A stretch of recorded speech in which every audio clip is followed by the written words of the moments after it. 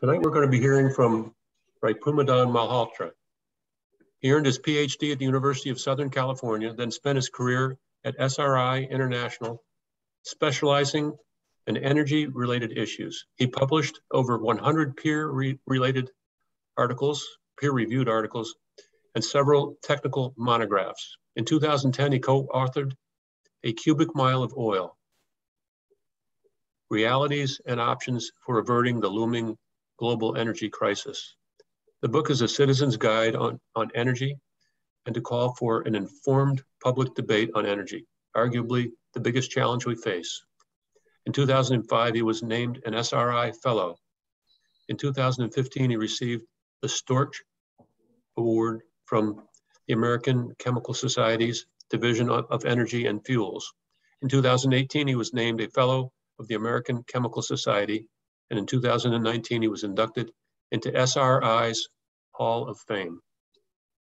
Maybe you could start by telling us what SRI is, in case some people may not know.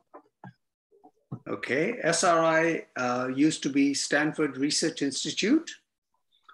It was an R&D organization started by some professors at Stanford University to solve important industrial problems. So it's not just a think tank. It's actually, we have laboratory facilities and we do research and and development of products in a wide variety of areas, ranging from biopharmaceuticals, pharmacy or chemistry or robotics and artificial intelligence. And lots of products have come out of SRI that touch your lives every day. You may not know them because we don't make it, we don't manufacture anything. We make the product, we do the research for a client, and then it's up to the client to bring it to the market. So whether it is the mouse that you use with your computers, well, nowadays we use trackpads, but that, or whether, that was discovered by Doug Engelbart on a DARPA project at SRI to begin with. And then from there, he went to Park. And then Steve Jobs saw that, and you all know the story after that. Walt Disney approached us back when he had a concept for a theme park. And SRI's business consulting group was the one that directed him. He says, he was thinking of putting it in Burbank. And I said, no, that's not a good location. You won't even have enough parking space. Move it further south to Anaheim. And, that was the genesis of Disneyland. High definition television. The standards for those were discovered at what is now the Sarnoff, SRI's labs. Previously was part of RCA and Sarnoff. But a lot of these things were developed at SRI. Those funny characters at the bottom of every check? We don't write checks very often these but that was one of the projects for us that a Bank of America came to us, say, hey, we think that Americans will be writing checks in very large quantities. And as such, we have bankers' hours because our tellers get very busy and they need all the extra times, but with the increase in volume of checks, we may even have to curtail the bankers' hours. And so this is now also in the 50s. We developed the magnetic coded characters that are both machine readable and understandable by humans. Anyhow, so that's a little thing about, that's what SRI did. SRI has been doing ever since, developing things for clients, science for clients. And it was a fun place to be, as long as the only requirement for a scientist like me was, as long as I could get my project funded and the research was legal, I could carry on.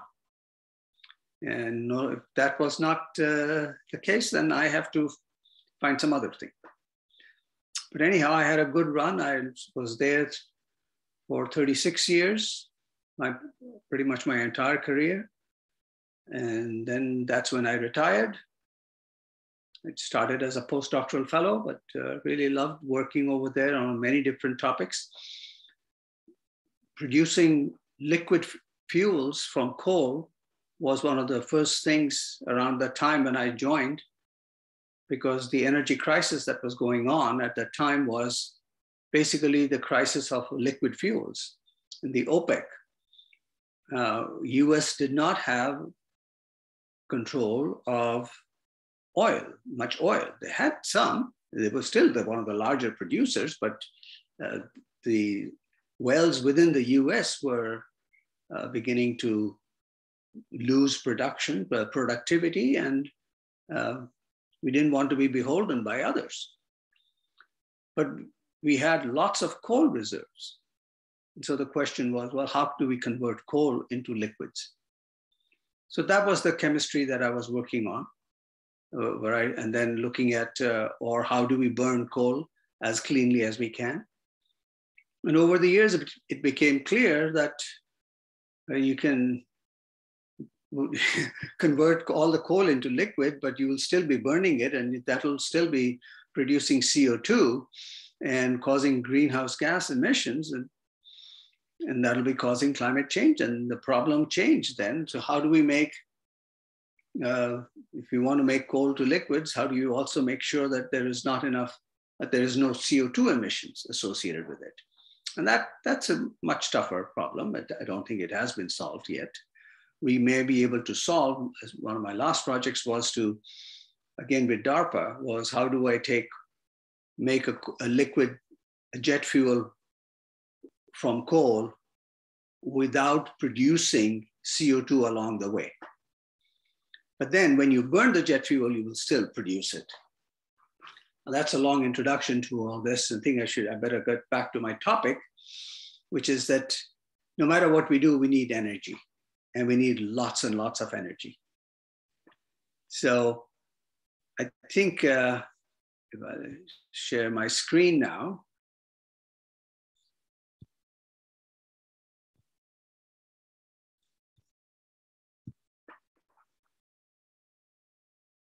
Okay, so can you all see my screen? Yes. Okay. I'm going to hide these thumbnails of people so that they don't block the screen. So when I spoke last time to you, or even some of the other time, and when I gave a little rant, I introduced the notion of a cubic mile of oil, which is a unit of energy. Imagine a pool of oil, a mile by mile by mile, a mile long, a mile deep, a mile wide. The energy embodied in that is what a CMO is. And that energy could come from any source, but I'm going to express the source. If it comes from oil, it's a cubic mile of oil, but there could be cubic mile of oil equivalents from coal or from natural gas or from wind or hydro or nuclear, what have you. And the reason for doing that was the requirements of the global energy are expressed, are large, and are so large that we are forced to use multipliers like billions and trillions and quadrillions, which kind of are mind-numbing, and we stumble over them very easily.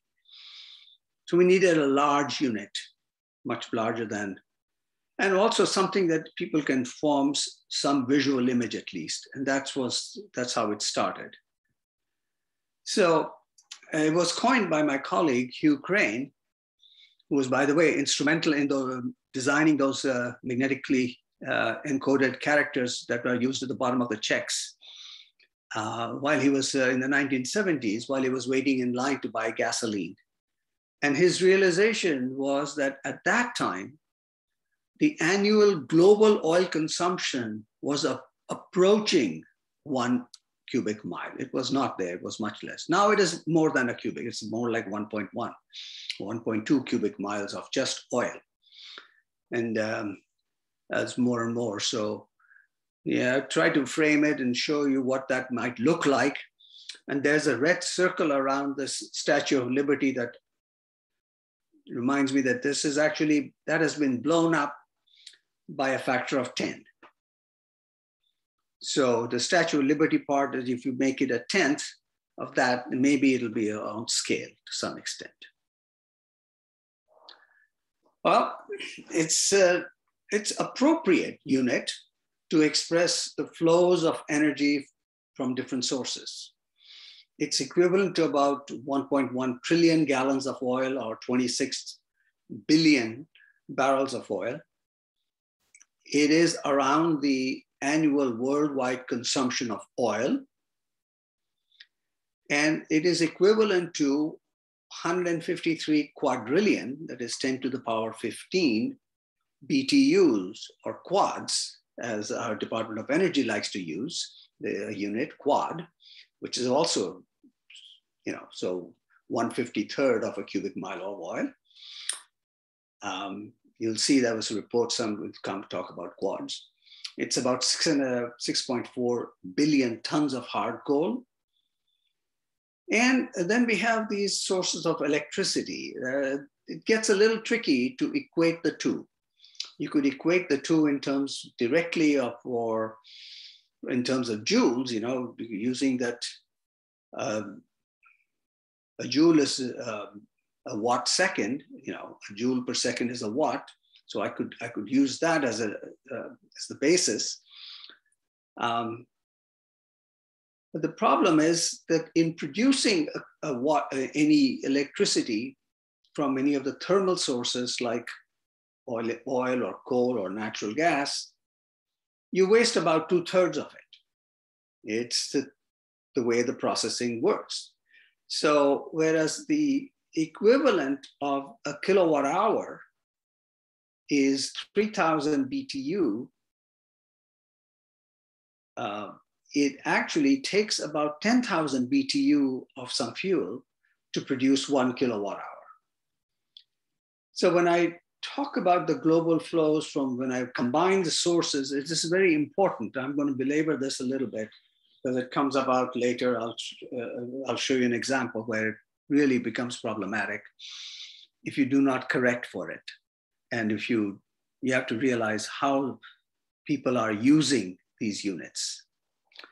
Anyhow, just wanted to give some personal or something relatable things about these quantities. For example, BTU, how much is a BTU? It's about the energy from one burning match. That's about what a BTU looks like. And for a kilowatt hour, I thought I will just use my personal example. When I use an exercycle, it has a meter on it, and it tells me how hard I'm working and how many watts of energy I'm producing. When the meter is reading about 100 watts, I'm going pretty comfortably, and I could carry that on for quite a while. But pushing it up to 125 watts gets me working pretty hard. I don't think I could carry that on, really huffing and puffing.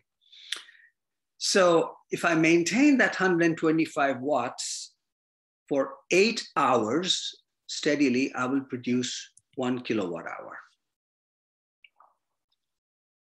And it's about less than 1/10 of a gallon of oil of energy.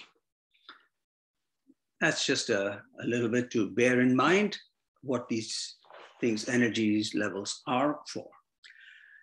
I think I talked to you last time, I showed this slide also, where it showed the changes in our use of energy, in global use of energy. So this is from the British Petroleum's, they produce these annual reviews. I have just changed the unit on the ordinate in cubic miles of oil units. So 1, 2, 3, 4. So this is the oil part, the green at the bottom. And then it's the natural gas. And here's the nuclear. Here is the hydroelectric. This sliver is what what's commonly called the renewables. Hydroelectricity is also renewable, but wind and solar and geothermal are all in here. And this is the top line here. That's the coal, the band of coal. So yes, things have changed, but not a whole lot. The proportions between the various things, the only one that has really dramatically increased in size is the renewables, the wind and solar, but it is still very, very small. But we need the energies at the scale of cubic miles of oil. So I want to be talking to you about what it takes to generate a cubic mile of oil worth of energy. I want to show, before getting into that from any source, I want to show another part. What drives the energy consumption? It's not just the population, it's also the living standard. What I've shown here is, this is, pardon the thing, this is an old slide. The data are from 2006. It'll take me an inordinate amount of time to bring it to today's things, but the message is going to be pretty much the same. What I've done here is carved out the global population in 7 different regions: North America, Central South America, Europe, the Russia group, Asia Pacific, Middle East, North Africa, and Sub-Saharan Africa. The height of each of these bars relates to the per capita energy consumption. Now, these data are from 2006. Things have changed a little bit, but not a whole lot. And on a per capita basis, CMO, or cubic mile of oil, is not going to be a very convenient unit to express. It'll be, I'll be requiring things like pico or nano, nano than picos in front of it. So I express it as gallons of oil equivalent. So per capita energy consumption, all of them expressed as gallons of oil, is in North America is about, or was about 1,700 gallons of oil. This is the average of US, Mexico, and Canada. US alone is more than 2,000 gallons, and Canada is even more. It's the Mexico that helps this bar come down a little bit. So you can see that there's a fairly wide variation in the energy consumption. It's going to be pretty high somewhere. In Europe, where they have pretty decent standard of living, their energy consumption is about 950 gallons of oil. The Russia group is comparable, just a little bit more. Asia Pacific, now there's a very large population. The width of these lines is the population. There are 3 billion people here. And but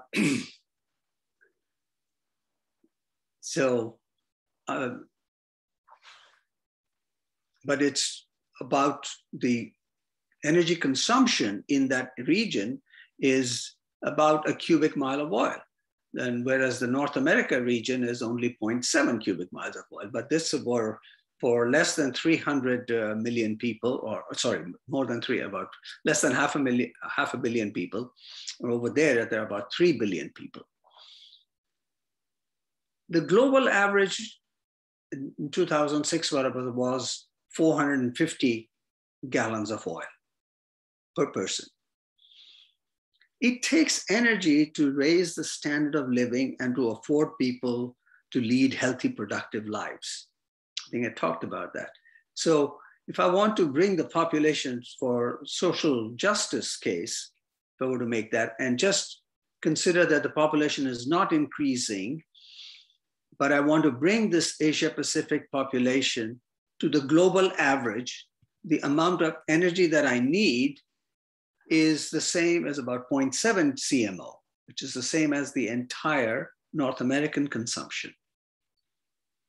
And if I want to make that region, the Asia Pacific region, lead a style comparable to that in Europe, still, or half of North America, still comparable to Europe's level or something like that, we need another 1.5 CMO.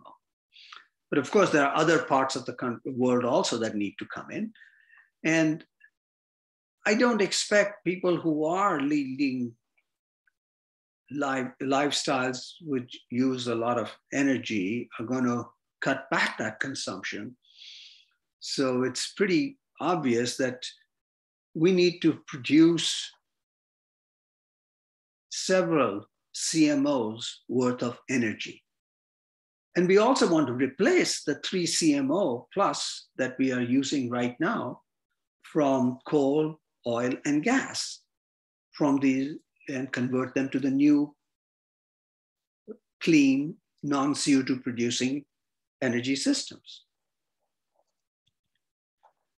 I think I showed this graph also last time, which shows the United Nations Human Development Index, how that follows or with the consumption of oil or in consumption of primary energy. And it's the HDI is a composite of several parameters that go into like life expectancy, per capita gross national income, education levels. And you can see various countries here. USA is further to the right over here. So not shown, not on this graph. Stopped at 2000. But what we would like is for the 8 billion people or 9 billion people by 2050 is to achieve a standard of living comparable to something with the HDI around 0.9 something, or about 1,000 gallons of oil per person per year.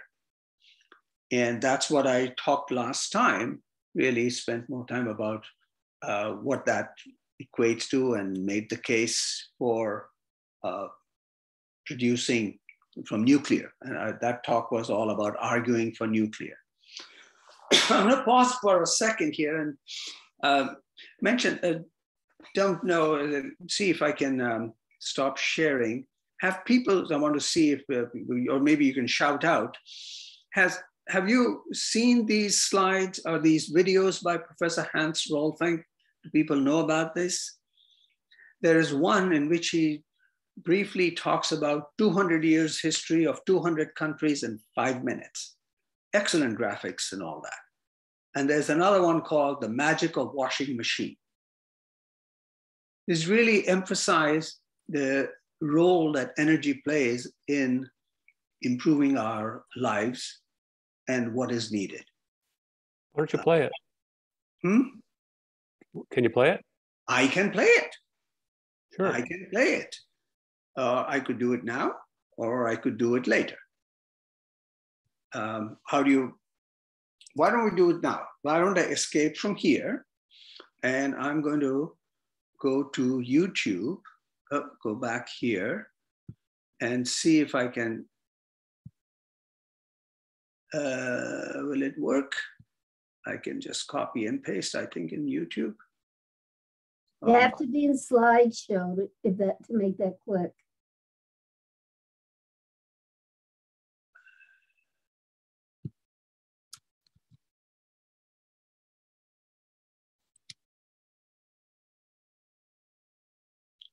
Here we go. Let me make sure that you are sharing this screen now.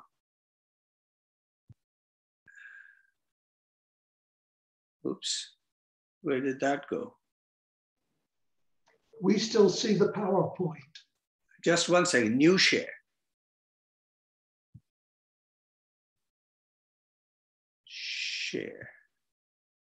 Okay, do you see this now? Yes. Okay, thank you. Visualization.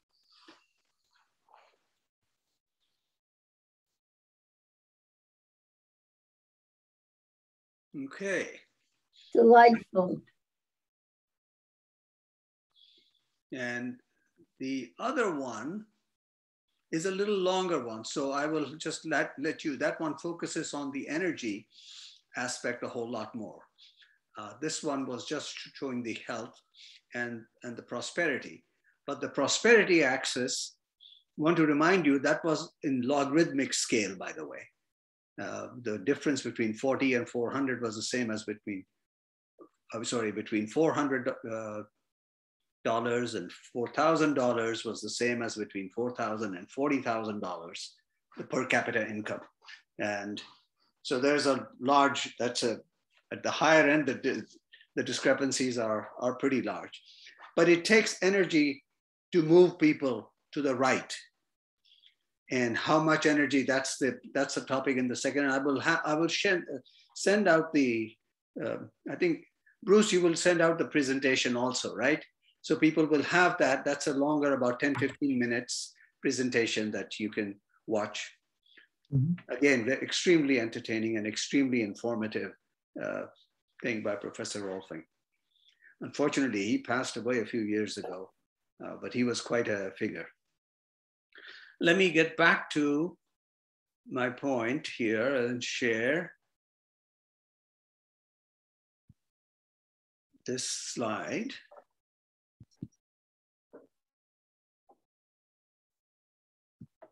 Okay, do you see now my? Yes. Okay, thank you. All right, so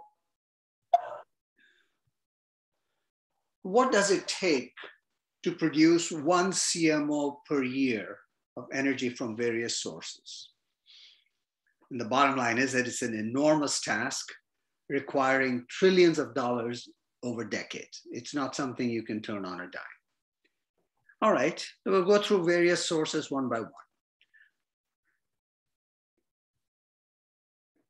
How did this happen? Okay, there. Let's start with this. Hydroelectric. Let's say I want to produce 1 CMO of energy from hydroelectric. Now, I'm not answering the question of whether or not there are enough rivers in the world to produce 1 CMO per year. We currently get about 0.2 CMO of hydroelectricity. But let's say I want to use this hydroelectric technology to get to 1 CMO. So I said, well, how many dams do I need? Well, then you have to ask the question, well, what kind of dam? And I said, well, let's look at the world's biggest dam. So the world's biggest dam is the Three Gorges Dam. I wonder if anybody over here has visited the Three Gorges Dam. Speak up? No? I haven't either. When I was writing the book, it was only 18 gigawatts. They have added some more, so it's now 22.5 gigawatts. I said, well, let's take how many 18 gigawatt hydroelectric dams do I need? Given that they function with hydroelectricity is generally produced about 50% of the time. What happens is they use it for managing rivers, so the availability for electricity production, because it depends on the rainfall and all the other considerations, they are available for about 50% of the time to produce electricity. The answer comes out, I need 200 of the Three Gorges Dam variety in the world. I said, okay, 200. Let's say, I'm not going to do it in one day. I'll say I will start building them and we give ourselves 50 years. If you give yourself 50 years, then every quarter, you must have 1 Three Gorges Dam somewhere in the world to be started up. Then when you start the 51st year, and assuming that all these dams that you put are still functioning as originally built, then in the 51st year, together, they will produce 1 CMO of energy. Okay, let's say we want to build nuclear plants. And I'm showing you the picture of the Diablo Canyon, the reactors over there, each 900 megawatts. with about 90% capacity factor or availability number. Even they need to be turned off periodically to refuel and for other maintenance. Well, I need 2,500 of these, which means if I go back to my same old thing about 50 years, giving myself 50 years, then every Monday, somewhere in the world, I need a new reactor commissioned for 50 years. Every Monday for 50 years, keep building. And if all these reactors, 2,500 by the end of the 50 years, if they're all working the way they were and they're producing together, they will produce one CMO. Solar. I was looking at concentrated solar power. At that time, concentrated solar power was the one that had the largest capacities. And the biggest one was Andosol in Spain at that time, which was only 90 megawatts. Today, PV photovoltaic farms are much larger. There are some in the 2.2 gigawatts range. So they have grown pretty big and they are there. But let's do this arithmetic for the same. And say, well, okay, this was 90 megawatts, but if I make it 10 times larger than Andosol, then that's the same as my arithmetic for the nuclear power plant, the Diablo Canyon, which was 900 megawatts. But because the sunshine availability, the availability of a concentrated solar power is less than that of a nuclear power plant, only about 25% available. So that meant that I need not 2,500, but more like 7,700 solar parks, which means not just every Monday, but every Monday, Wednesday, and Friday, somewhere in the world, we need a new 10 times the size of Andosol solar park being started.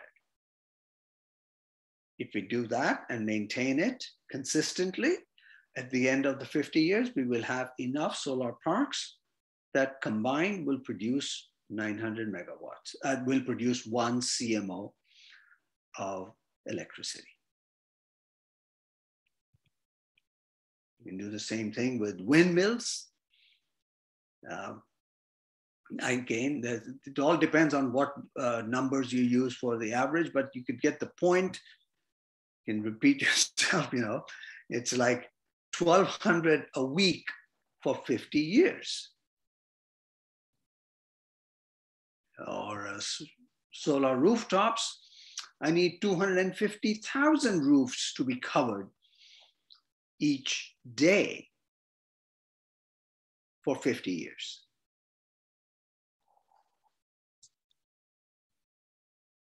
So it's an enormously large task and cannot be simplified. It's not we sometimes lose track of how enormous the task is.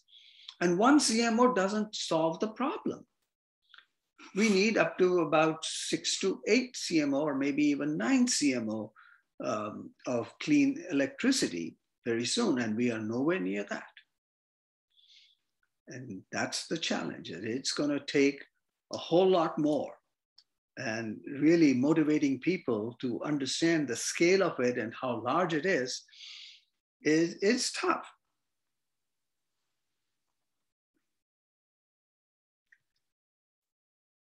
I want to pause a little bit and introduce an artist, graphic artist, Diana Condors. I think I misspelled her name on this one. It's ROS is the ending, not RUS. I'll fix it before I send it.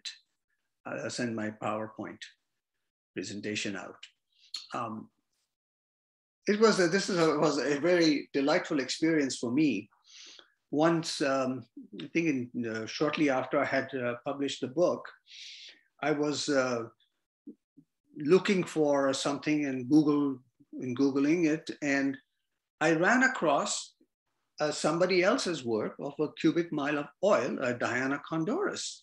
she is a graphics artist, and for her graduation portfolio, she made an exhibition. She makes these silk prints, and she had made a whole bunch of artwork based on the book, A Cubic Mile of Oil. I had a chance to talk to her, and she said she was looking for something she wanted to do for her graduation in the Graphics Arts Institute. She's in the Netherlands, and she was going through various books trying to understand energy a little bit. And Amazon suggested, you may be interested in A Cubic Mile of Oil. So she got hold of that copy of my book and read it. And then she made a whole bunch of things, including a calendar, 50-year calendar with windmills and solar panels and so many other stamps that she gave people to put so many of them down so they could see how many hydroelectric dams they need to build and what we need to do. So that was very interesting for me to find out about. That was part of the thing. We need people from all walks of life to get engaged, because it is such a big problem and such a big challenge that we have, and for communicating the thing to everybody. So just a shout out for Diana. Okay, just a couple of months ago, the Intergovernmental Panel on Climate Change came out with its report, and you probably all read in the newspapers that the situation is pretty dire. Code red was the word that many of them used to talk about how climate change is affecting lives for people around the world. And we have all experienced it, and I'm not questioning that. What surprised me was, the urgency to act has been pretty clear. It's nothing new. This message was a reiteration of pretty much the same thing, although this time every time they come up with a report, they say it's worse and it's worse and it's worse. I like this quote by Carter Bays, talking about the urgency to act. So some people complain that this is the hottest summer in the last 125 years. But I like to think of it as the coolest summer of the next 125 years.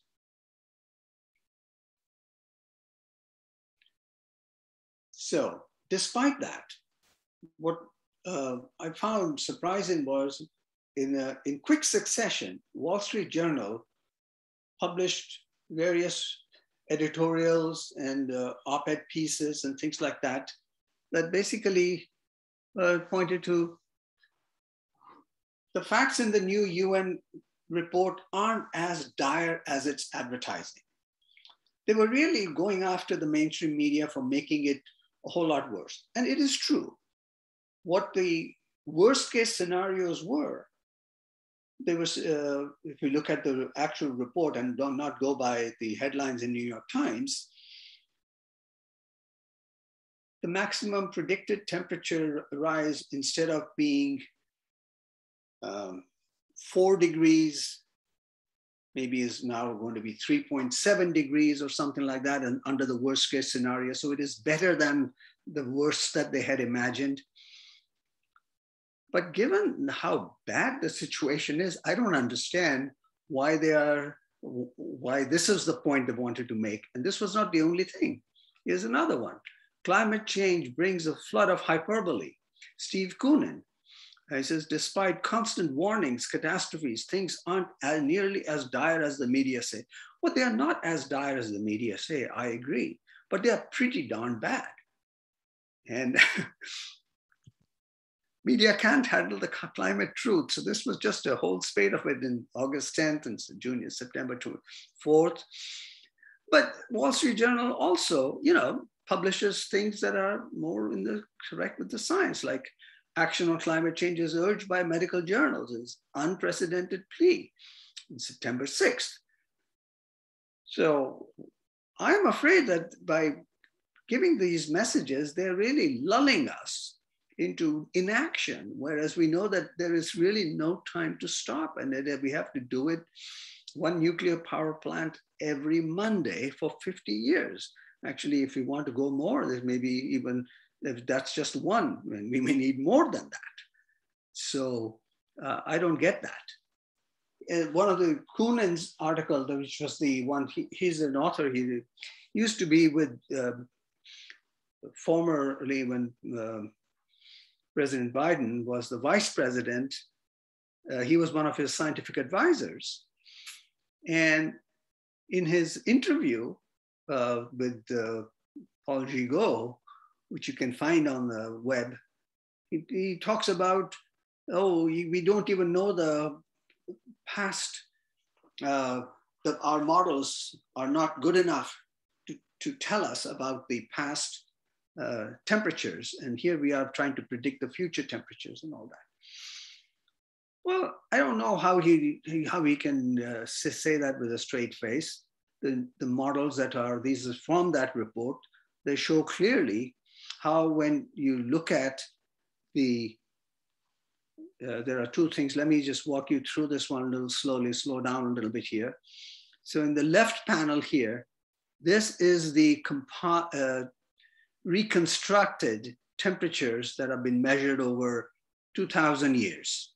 We didn't have thermometers over there necessarily. We weren't really taking measurements. These are proxies of the trees and proxies from various other temperature measurements. So constructing them with the observed last 200 years or 170 years. And here's the last 170 years again here.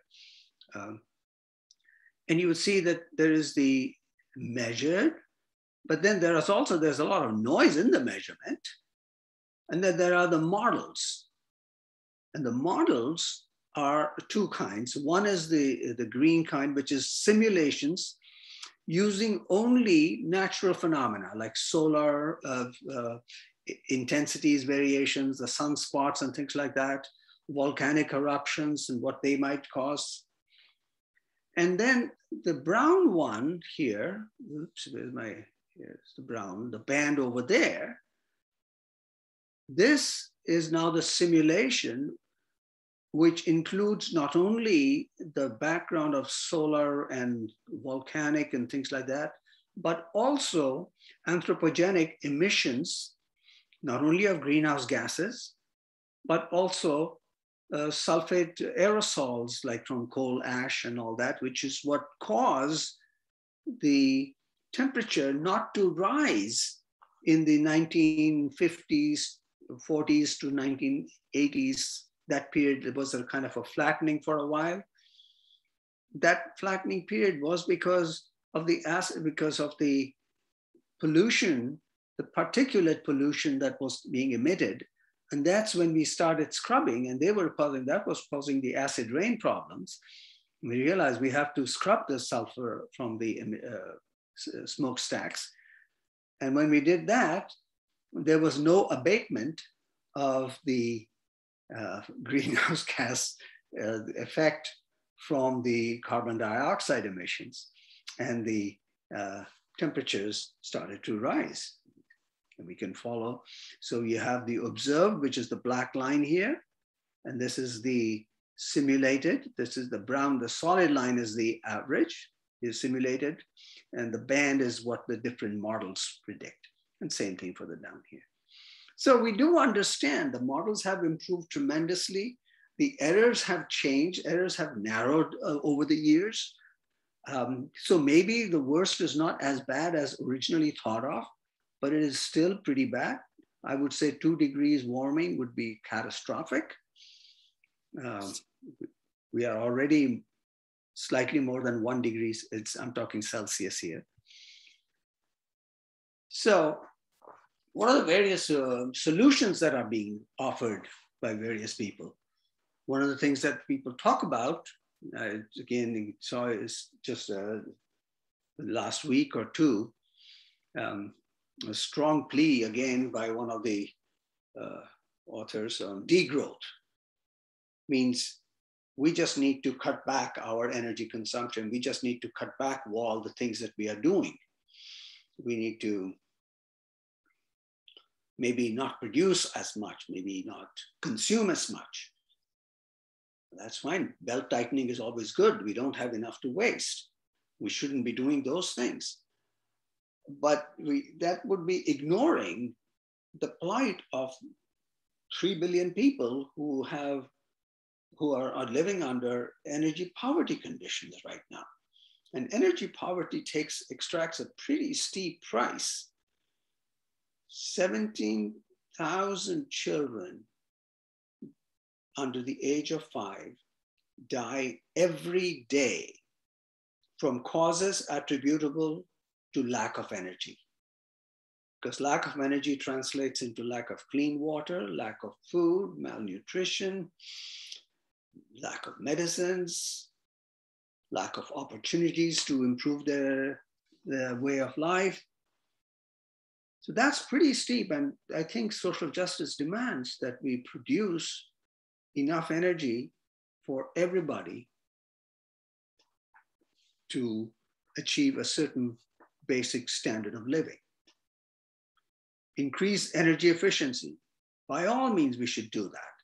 And we have been doing that. A lot of our things have increased. Our television screens, televisions, remember those big boxes? They were energy hogs compared to where we are today. But this flip side of energy efficiency is that this is what economists talk about, the Jevons paradox. It boomerangs. It just causes or it incentivizes people to use more of it. Like our TV screen, we look at the number of screens we have today. They are very efficient, but compared to where we were. Refrigerators are very, very much more efficient, but they are much larger today than they used to be. And sometimes people have more than one. Same thing that keeps happening in lots of other cases. Talk about hydrogen. That's a clean source of energy. Well, hydrogen is a carrier of energy. It is not a clean source of energy. It's not a source of clean energy. I want to make that distinction because there are so many stories about hydrogen in the newspapers that it gets tiresome to refute them every time. Well, that's because hydrogen does not exist as such on the earth. It is on the earth, it exists as combined with oxygen as water, or combined with carbon in some various hydrocarbons or lipids or what have you. But it's combined. Hydrogen is the most abundant element in the world. It's what powers our sun, but it's not available to us over here. And if the cycle is that you're going to start with water, split it, make hydrogen, and then burn it and produce water, all you've done is cycled it. So you have used hydrogen as an energy carrier, but the amount of energy you will ever get from it cannot be more than what you put into first liberating it from whatever source. So that's not, and people talk about carbon capture and sequestration. Again, a great technology. Yes, if you can do it at scale and correctly, but this is not a source of energy. Similarly with green fuels, and by the green fuels, they talk about combine CO2 with hydrogen and do the catalytic conversions over there, and you can make octane or make gasoline or jet fuel. Well, yeah, we can do that in the laboratory, but the problem is basically the same originally. Where is the energy for that coming from? Because if the end product of burning the fuels is CO2 and water, and you're going to use CO2 and water as your starting materials to produce the green fuels, then the energy you invest in it to make the fuels has to be more than the energy you will ever get back because of the inefficiency, any inefficiency that's built into the system. So those things I really think people should be careful about or remember as they discuss the challenge that we face in this. Now, people do come up with these various plans. Here's one by the International Energy Agency. Net zero by 2050, a roadmap for global energy sector. Great. I have to think, if it's so big, how are they managing it so soon? And I have to look at it. It's a big, hefty report, more than 400 pages. And here comes, this one is one organization that uses everything in exajoules or joules and makes no distinction between electricity, joules, or joules of combustion. And so it gets really difficult to parse out what they really mean. And I spent a number of days actually going through the appendices and trying to look at how they have defined various parameters. Anyhow, the short and sweet of the answer is that they say that total energy consumption decreases from 435 exajoules a current, which is a little over 3.5 CMOs, to 344 exajoules. Maybe because they have more electricity and my arithmetic is different, that I would have given it more exajoules over there, but that doesn't compare anywhere near what the world's need would be, according to most others, to afford people about 1,000-gallon oil equivalent per person. What they are saying is that there will be a major increase in renewables. When photovoltaics is what they are saying, that there would be 665 terawatt hours is where we are in 2019, that it would jump to 23,500 terawatt hours. The wind, which is in 2019 was only 1,400 terawatt hours, jumped to 24,000. So finally in the 2050, about equal amounts of about 24,000 terawatt hours each for photovoltaic and wind. That's so about 50,000 terawatt hours of electricity over there. That's pretty hefty. And they also use a fair amount of bioenergy. Now, bioenergy is not really carbon free. It is, that's an accounting gimmick often, more times. It depends on whether, what are the time scales over which the carbon dioxide that you release in the burning of the bioenergy is really captured back by the biomass. They also make the allowance for doubling of nuclear power, which not many other agencies talk about.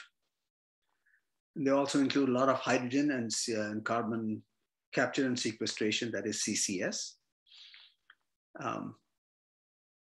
But this is interesting that they talk about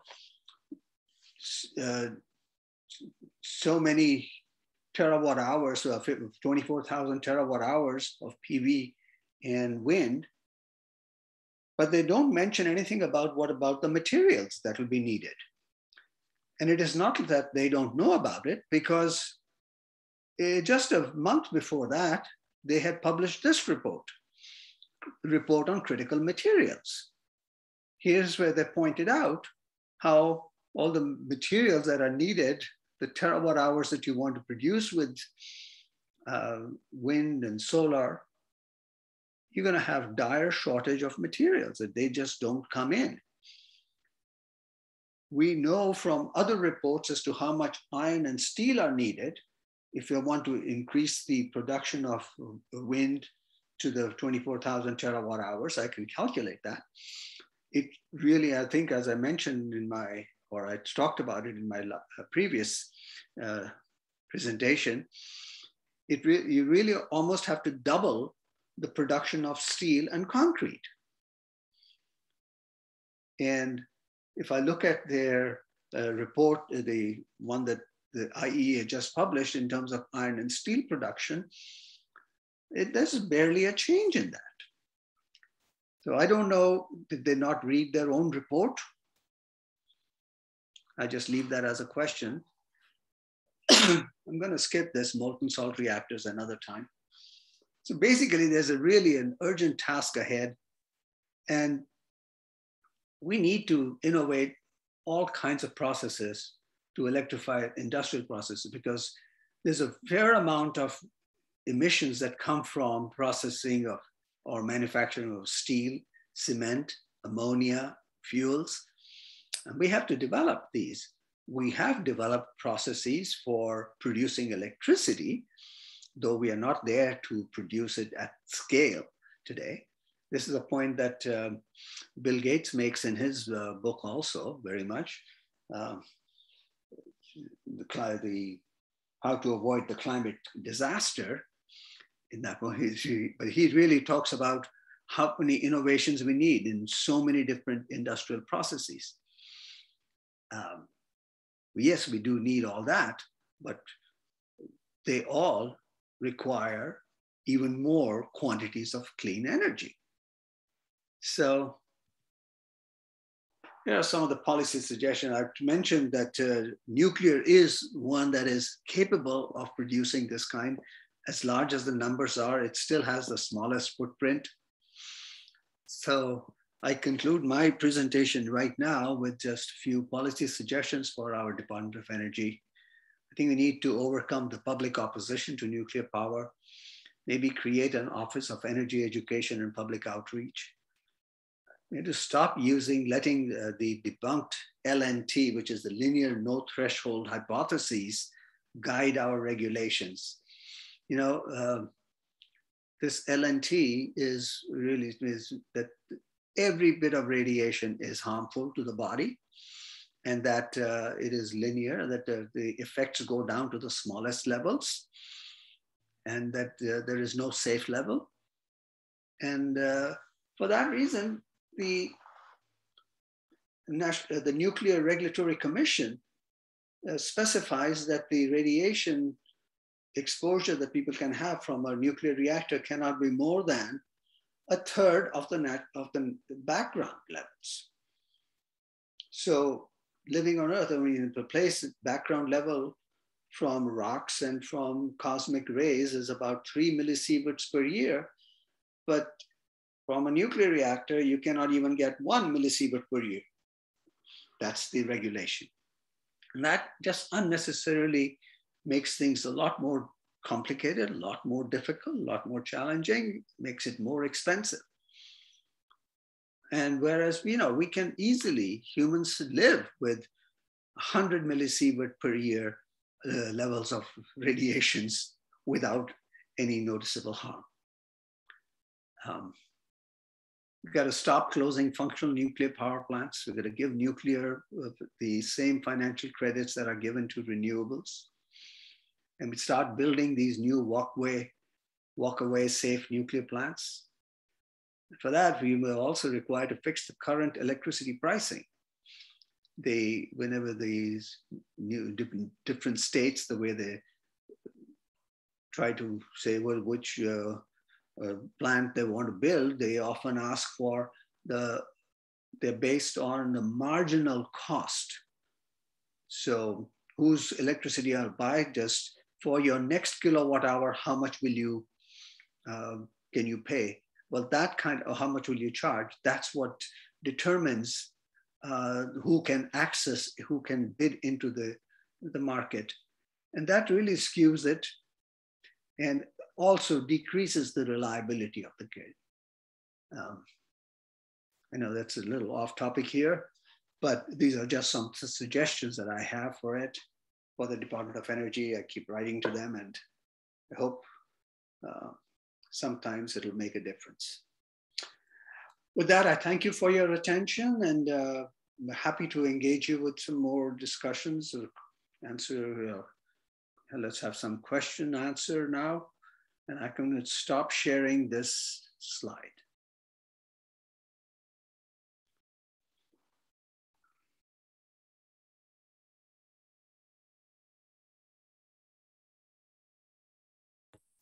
I have a question. This is Dan. Oh, go ahead. Go ahead. So I was curious as to how much energy, if you're able to disassociate, hydrogen and oxygen, is in 1 cubic mile of water. How much equivalent energy? I was trying to look at the numbers, and it takes a lot more research than I had time to do here during the show. I can do it for you. I can send a number to you how much energy is there. Yes. What's your gut feel? It'll be a lot. It'll be a lot. It's a fair amount. It'll be a substantial amount. But that takes a lot of energy. Yeah. Got to be free energy. You got to have carbon-free energy from sun source. Yeah. You could do it, but yes, yeah. One question I have for you, Yes. is this is Dan. One of the things that kind of, I'm not sure figures into this equation is the energy savings that we've gotten from advances in technology. For instance, now, you can go into your kitchen and light your entire kitchen with 100 watts of electricity. Correct. Whereas, so I think we've come a long ways with that. And all these people who were saving up all these incandescent bulbs because they were going to make them illegal, they're now stuck with a bunch of inefficient incandescent bulbs at the price of electricity as it goes up. So what would happen if the price of electricity, as you say, was adjusted and it was actually market value for CO2 released and CO2 capture that has not been accounted for? And do you think that would drive the technology for using higher efficiency? Would that kind of have a catalytic effect, so to speak? Let me unpack this. There are lots of buried things in it. So first thing that you asked is how much energy savings is there and things like that. I have a slide for that. Let me see if I can find it. I will. So while I keep talking about it here, the other part was that energy efficiency. Yes, it's absolutely important. We have to make this use efficiently, and we can raise the price. But we do not want to make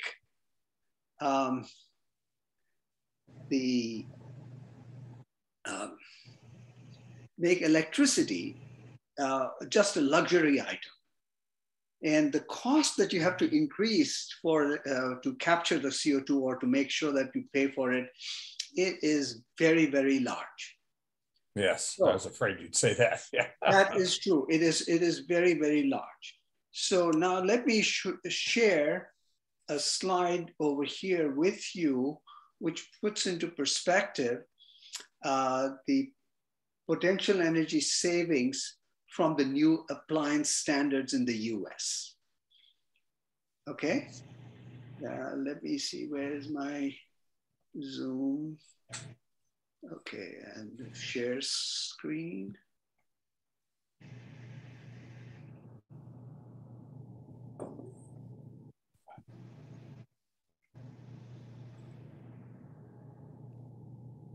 Okay, so this is the potential energy savings from new appliance standards.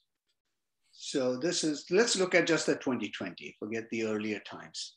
So this is for changing, this year it is in terawatt hours.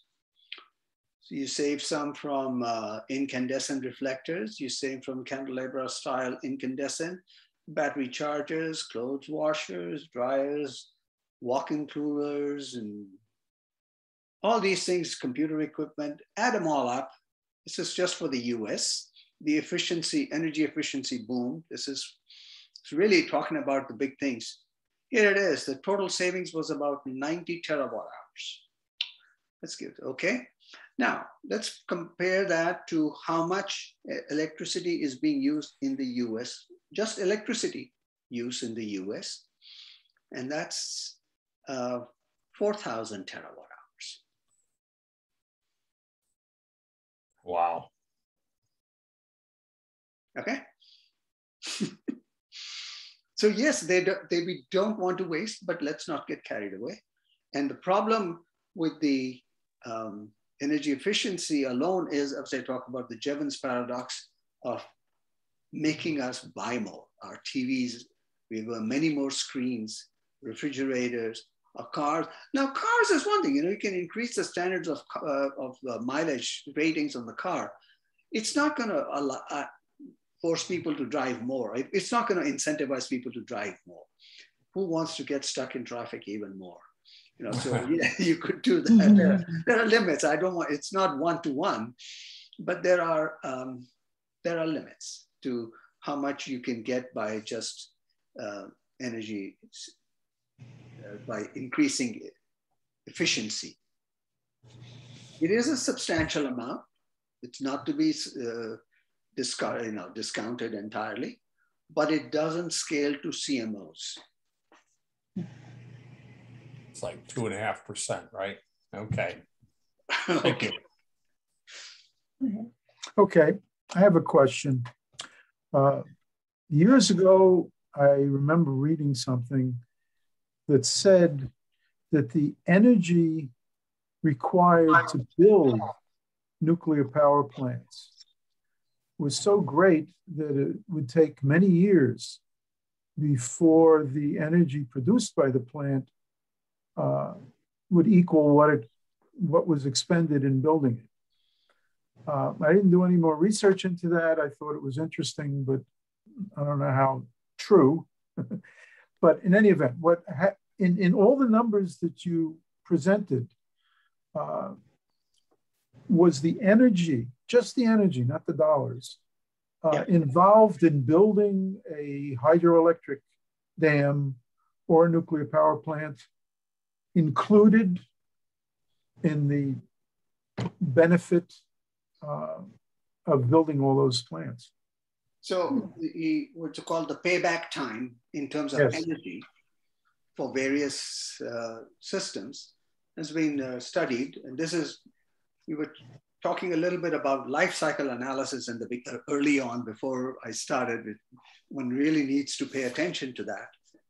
That has been done. And pretty much all of these are net energy producers by a huge amount. Now for nuclear, I did read a report by somebody who, there are many who have opposed nuclear power for various reasons right from the start, from the 70s. And they have said that, well, we have to safeguard the nuclear waste for 10,000 years. And so if I have to operate something for 10,000 years, just the electricity for that, then nuclear power plant, what you produce in your actual lifetime is going to be less than what it'll talk. But in terms of the producing this concrete and steel that is needed and the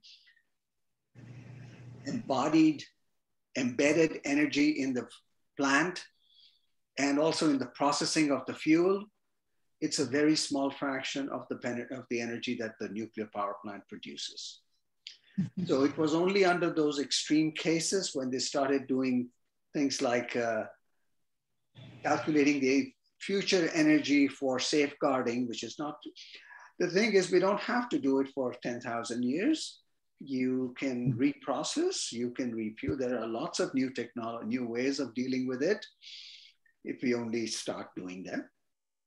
If we start building the molten salt reactors and start using the fuel in that, so we can do the burning to a much higher extent so that all the transuranics are burned and only things that are left are the fast decaying, which go away in a few hundred years. And these are solid. They're in steel rods, or they are in a matrix of salt. They're not flowing away anywhere. They're not leaking into the environment. You can safeguard them for easily. They don't produce any. They are not a hazard to the public by any stretch of the imagination. I have a question. So your presentation shows the comparisons on energy used with assumption it goes up. So it's a pretty grim outlook, I have to say. And I read a study of the University of Basel, and they were proposing a remediation on planting trees in ginormous quantities. And I remember my first job in Germany was with the Steinbeis Foundation, and we had a professor who was experimenting with microbes that would eat basically radiation. It's a long time ago. So what's your take on remediation rather than increase in power consumption? I think both are needed. And we can use, deforestation has a pretty bad impact on, has a pretty severe impact on climate. And if if we can manage to reforest or afforestation, as they call it, it can also have a feedback loop to itself and start cooling. It can start, since there are exponential growths in one direction, there are exponential decays on the other side also, take advantage of that. So I'm all for trying to do things and make use of the trees and all that. And the microbes that you're talking about, the ones that are really, that could do a fairly large amount, but I haven't done the full analysis, are algae related or phyto. I mean, there are some things that can fix the CO2 using sunlight to produce things. So, but I don't know how much investment is needed, how much, whether you do it on land or do it in sea, and where you do it and how you harvest it. There are questions. I don't know, but to get to a CMO level, it still takes a lot of time. What would be your suggestion for getting complete, or a mentality going for complete life cycle management? So in my career, it's always been, you bring a product to the market, but you don't really bother to wonder what happens when it's no longer usable or efficient or whatever. There's no return, and it stops too short. So so you're talking about the circular economy, as people are talking a lot about, so that the waste of one industry it's always a product for something else. And it makes a lot of sense to do that, but the devil's always in the details. Can you, is the waste on the scale that the person is? What do you think of that code? Sorry? I was saying that the challenge in the circular economy that I have seen is matching the wastes of one industry to the needs of the ones who's going to use that waste to produce the other. Got it. And are they in proximity, and can you get there without expenditures? But most of these circular economies, if you're just taking the whole product in the whole cycle around, well, it has to be driven by some energy somewhere. And so it comes down to, again, the need for cubic miles of oil worth of energy. There's no escaping that part. So yes, we could perhaps reduce it, perhaps not require 9 CMO, maybe 7 CMO will do it. Got it. So I think that was a good one to wrap up with. It's an amazingly interesting topic. I missed your last one. I watched the video. I'm really impressed and intrigued and a little bit saddened by your message. But there's a question over there, I think. If it gets to a crisis proportions, I suspect maybe we have 3% of our population is working on energy related. We may have to apply a lot more resource against this before we're going to going to deal with what we have to deal with. And I think you probably could make all those things. The only question is, what will happen to the oceans, and maybe there'll be challenges for the future. How soon? Wow. What a great talk. I really think we need to congratulate this guy for what a career to keep after this problem for so long. And you've come to certain conclusions, that are really interesting. So thank you. Let's give him a, Very good. yeah, Thank you great very job. much. Great talk. I enjoyed it a lot. Yeah. You can write to me or ask. Yeah, I did leave his email on the invitation, so you can get back to him directly. Yeah. And I'll be getting from you the PowerPoint. Is that right? Yes, Right, I'll sir? send you the PowerPoint, which you could share with people. Okay, thank you. Okay, good night, Thank you. everybody. See you in 2 weeks. Hubble. Hubble, yes. It's going to be awesome. Good night. Thank you very much. Thank you. Thank you.